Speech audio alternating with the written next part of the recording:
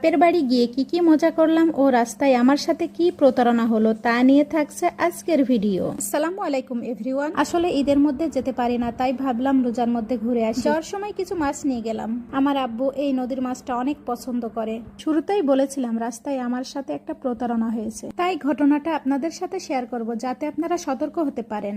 যাওয়ার সময় একটা অপরিচিত নাম্বার থেকে কল আসে, বলে যে আপনার ফোনে ভুল করে আমার কিছু টাকা চলে গেছে, আপনি কি মেসেজটা দেখেছেন? আমি বললাম না। সে ফোন কেটে দেয়। তখন আমি মেসেজ চেক করি। কিছুক্ষণ পর সে আবার কল করে। আমি তাকে বলে দিই আপনার টাকা যদি আমার অ্যাকাউন্টে এসে থাকে তাহলে আপনি পেয়ে যাবেন। বাসায় গিয়ে আব্বুকে বললাম, আব্বু অ্যাকাউন্ট চেক করতে বললো। অ্যাকাউন্ট চেক করে দেখি অ্যাকাউন্টে কোনো টাকা আসেনি। তাহলে মেসেজটা কিসের ছিল?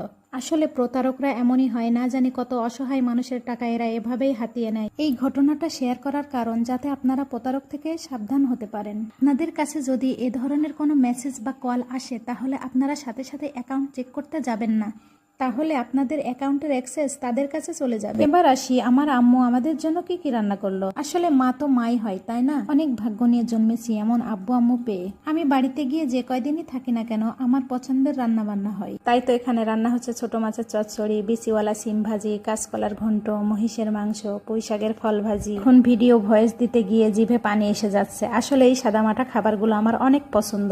আপনাদের কাছে খাবারগুলো কেমন লাগে জানাবেন কিন্তু।